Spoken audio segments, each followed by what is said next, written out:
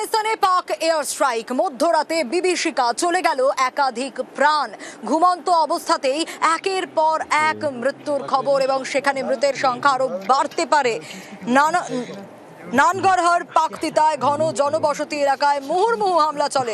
পাকিস্তানের বোমায় নিরীহ নাগরিকদের মৃত্যু। ঘুমন্ত অবস্থাতেই ছিন্ন ভিন্ন কমপক্ষে 17 জন। মৃতের সংখ্যা আরো বাড়তে পারে বলে আশঙ্কা। আর আফগানিস্তানে পাক হামলা, মধ্যপ্রাচ্যের দুই দেশের সংঘাতে নজর বিশ্বের। আরও বাড়বে চাপানুতোর। মত কূটনৈতিক মহলের। শিশু, মহিলা সহ নাগরিকের মৃত্যুতে নিন্দায় কাবুলের তালিবান সরকার। পাক মাটিতে হামলার বদলা, জঙ্গি ঘাঁটি টার্গেট, দাবি ইসলামাবাদের।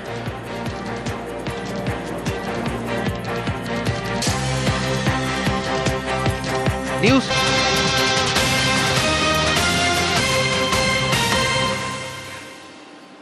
আর এই মুহূর্তে যে খবরে আমাদের নজর রাখতেই হচ্ছে, দেশে বড় সড় নাশকতার ছক। হ্যাঁ, যে আপডেট পাওয়া যাচ্ছে আরো একবার জানাবো, দেশে বড় সড় নাশকতার ছক। জঙ্গি যোগে দিল্লি পুলিশের ধরপাকড়। পাক জঙ্গি যোগে দিল্লি পুলিশের জালে ইতিমধ্যেই 8। কারা কারা, কিভাবে গ্রেপ্তার, আরো বিস্তারিত এই বিষয়ে জানাতে পারবে মৈত্রেয়ী রয়েছে আমার সঙ্গে। মৈত্রেয়ী, একেবারে দেখো, বড় সড় নাশকতার ছক বানচাল করতে পেরেছে দিল্লি পুলিশ, অন্তত এমনটাই জানা যাচ্ছে। 8 জনকে ইতিমধ্যে দিল্লি পুলিশের তরফ থেকে কোঅর্ডিনেটেড যে অপারেশন রয়েছে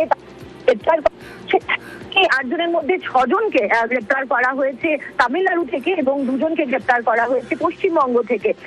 যেটা এখনো পর্যন্ত জানা যাচ্ছে যে এই 8 জন যাদেরকে গ্রেপ্তার করা হয়েছে তারা অ্যান্টি ইন্ডিয়া কার্যকলাপের সঙ্গে যুক্ত ছিল এবং তারা সমাজ মাধ্যমে বিভিন্ন রকমের পোস্ট করতো, যেগুলো ভারত বিরোধী পোস্ট, এবং তার সঙ্গে সঙ্গে ফ্রি কাশ্মীর মুভমেন্টেরও ব্যাপারে পোস্ট করতো। এবং দিল্লি পুলিশের তরফ থেকে তারা যেটা জানতে পেরেছে যে এই 8 জন লোক তারা বড়সড় নাশকতার ছক করছিল দিল্লিতে, এবং তারা লস্করে তৈবা এবং আইএসআই এর সঙ্গে তাদের নিয়মিত যোগাযোগ ছিল। এর পাশাপাশি বাংলাদেশেরও এক জঙ্গি সংগঠনের সঙ্গে যোগাযোগ।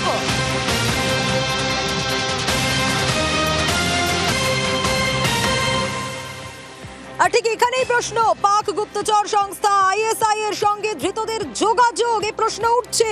পাক জঙ্গি সংগঠনের হয়ে সোশ্যাল মিডিয়ায় প্রচার এবং বাংলাদেশের জঙ্গি সংগঠনের হয়েও কাজের অভিযোগ। আরো বিস্তারিত এই বিষয়ে জানাতে পারবে মৈত্রেয়ী রয়েছে আমার সঙ্গে। মৈত্রেয়ী, এই অভিযোগ তো ভয়ঙ্কর।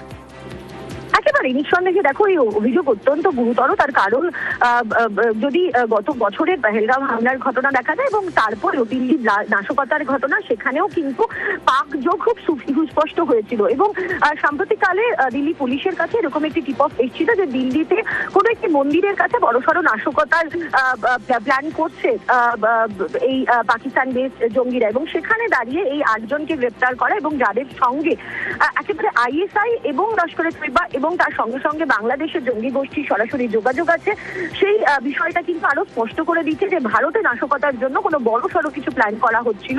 এবং তার সেই প্ল্যানিং এ ভারতের 2 পড়শি রাজ্যেরও যে কিছুটা হাত ছিল, পড়শি দেশেরও যে কিছুটা হাত ছিল, সেই ইঙ্গিতই কিন্তু এই অ্যারেস্ট থেকে পাওয়া যাচ্ছে। বেশ মৈত্রেয়ী, সঙ্গে থাকো।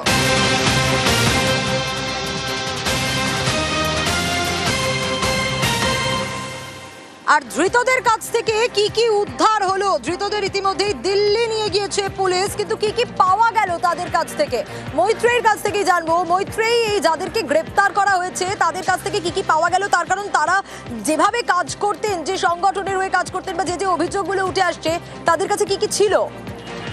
তাদের কাছে সব থেকে গুরুত্বপূর্ণ যে জিনিসটি পাওয়া গিয়েছে সেটা হচ্ছে মোবাইল। 8টি মোবাইল ফোন তাদের থেকে পাওয়া গেছে এবং 16টিরও বেশি সিম কার্ড তাদের থেকে উদ্ধার হয়েছে। পুলিশ এই মুহূর্তে মোবাইল গুলিকে পরীক্ষা করে দেখছে যে তার ভেতর থেকে কোনো তথ্য পাওয়া যায় কিনা, এবং একই সঙ্গে সিম কার্ড গুলিও কবে থেকে অ্যাক্টিভ ছিল এবং কিভাবে ব্যবহার হচ্ছে এবং কিভাবে বা সিম কার্ড গুলি কেনা হয়েছে, এই সমস্ত তথ্য এই মুহূর্তে দিল্লি পুলিশ খতিয়ে দেখছে। বেশ মৈত্রেয়ী।